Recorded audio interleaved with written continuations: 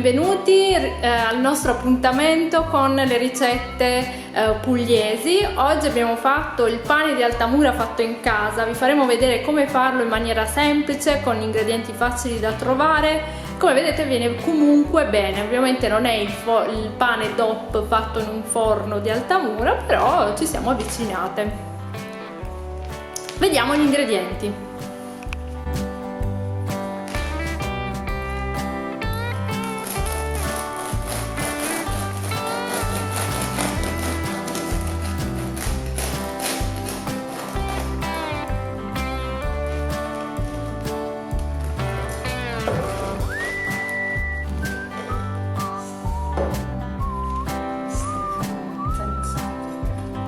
Bollente ancora. Gli ingredienti sono 700 g di farina di grano duro rimacinata, poi 12 g di lievito di birra, poi mettiamo 500 ml di acqua e 12 g di sale. Come vedete gli ingredienti sono semplici, noi vi facciamo la versione del pane di Altamura con il lievito di birra, così avete tutti gli ingredienti in casa, poi vi faremo un video con il lievito madre. Come prima cosa sbricioliamo il lievito di birra e aggiungiamo metà dell'acqua, quindi avevamo detto che sono 500 ml e adesso ne mettiamo 250. Sciogliamo il lievito,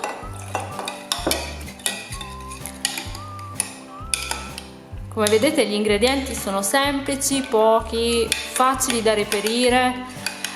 Il pane di Altamura DOP è sicuramente quello con il lievito madre, però questo lievito ce l'avete sicuramente tutti a disposizione, quindi per adesso vediamo la versione più facile, con gli ingredienti più facili da reperire. Adesso in un'impastatrice andiamo a versare la farina.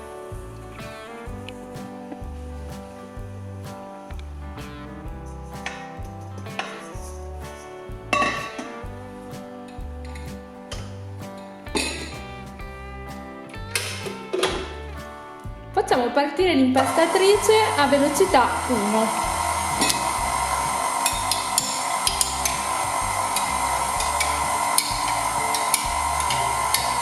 Nel frattempo vi aggiungiamo l'acqua in cui abbiamo sciolto il lievito.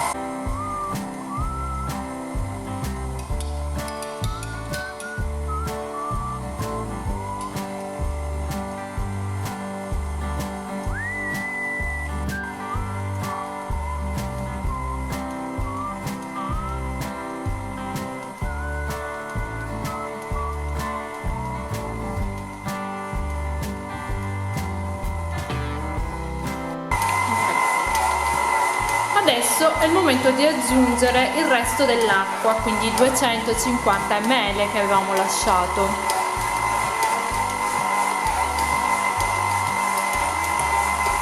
Per impastare, come vedete, stiamo utilizzando l'uncino della KitchenAid, vi lasciamo il link in descrizione per se siete interessati ad acquistare la stessa impastatrice.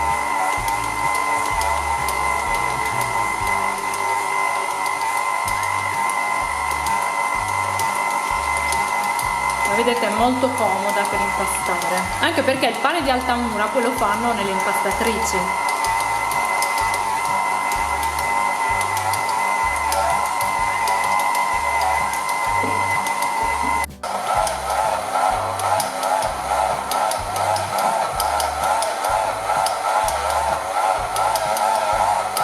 Come vedete il nostro impasto si sta incordando per bene.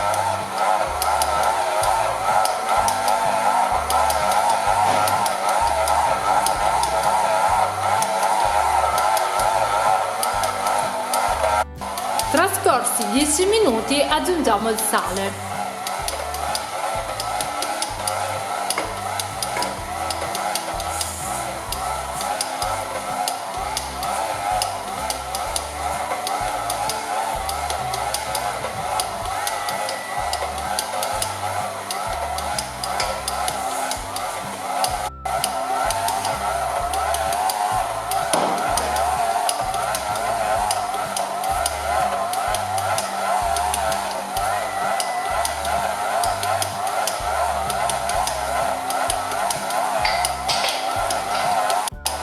Sono passati in realtà 15 minuti, possono bastare essendo l'impasto più o meno 1 chilo, quindi spegniamo la KitchenAid e tiriamo fuori l'impasto. Guardate come si è incordato bene. Con questa impastatrice in genere vengono benissimo. Stacchiamo l'impasto dal gancio.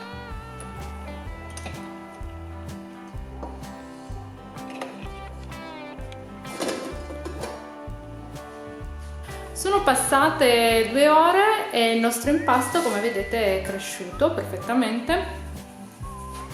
Ci mettiamo un po' di farina. Guardate che bella consistenza che ha l'impasto e lo pieghiamo su se stesso in questo modo.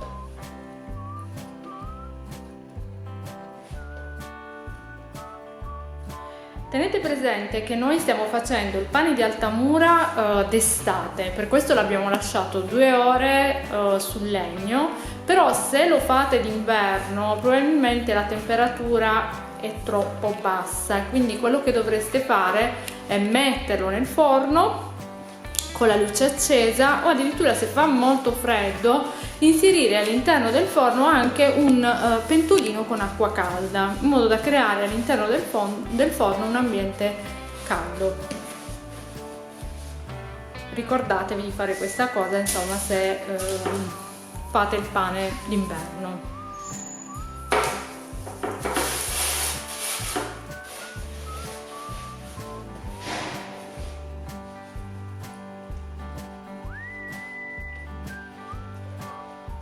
Qui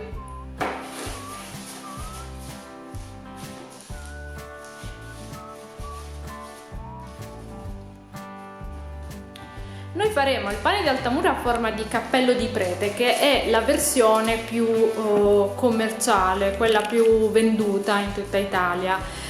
Vi ricordiamo che il pane di Altamura è DOP, è quello con il bollino, quindi ad Altamura poi ci mettono il bollino alimentare che ne indica la provenienza, gli ingredienti. Se non c'è quel bollino non è il pane originale di Altamura, è come se ve lo fate praticamente voi in casa imitando il pane di Altamura. A questo punto meglio farselo in casa che acquistare appunto un'imitazione fatta da altri. Lo copriamo, giusto? Sì. E lo lasciamo ancora per una mezz'ora, così. Adesso accendiamo il forno, lo preriscaldiamo a 240 gradi.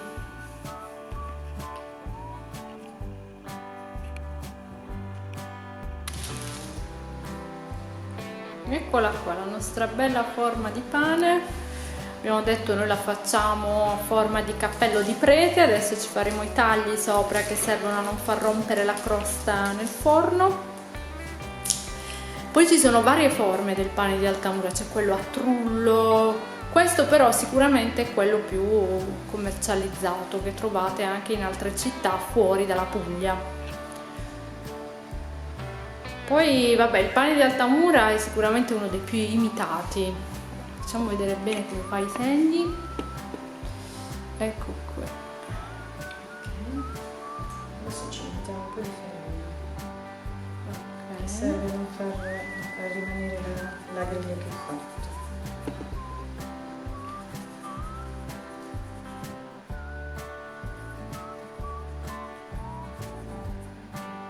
E adesso lo inforniamo. Sì. Lo inforniamo sulla pietra refrattaria. Ovviamente noi qui non abbiamo i forni che ci sono nei panifici e quindi utilizziamo questa pietra refrattaria che un po' ci crea un po' quell'effetto, ma ovviamente non è lo stesso, però ci aiuta. Mettiamo la pala e inforniamo.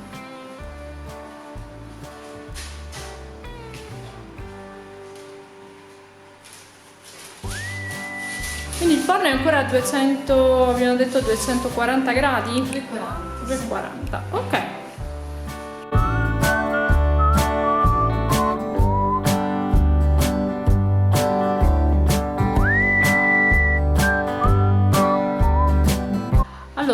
abbassiamo a 220 gradi la temperatura del forno.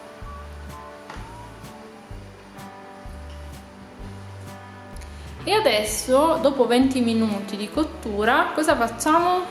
Dobbiamo passare la pietra giù. Ok, mettiamo la pietra refrattaria al piano di sotto, quindi giù.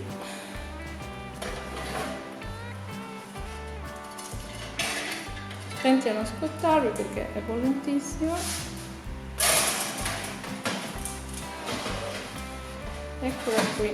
Vi mettiamo anche il link per acquistare la stessa pietra refrattaria che stiamo utilizzando noi.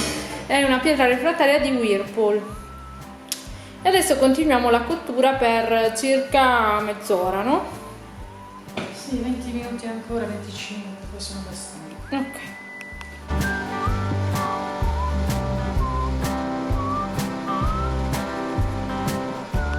Dopo 40 minuti spegniamo il forno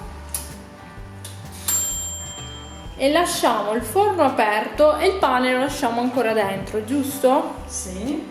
Così 10 minuti. 10 minuti. Allora possiamo sfornare il nostro pane di Altamura fatto in casa. Guardate che bella forma che è venuta.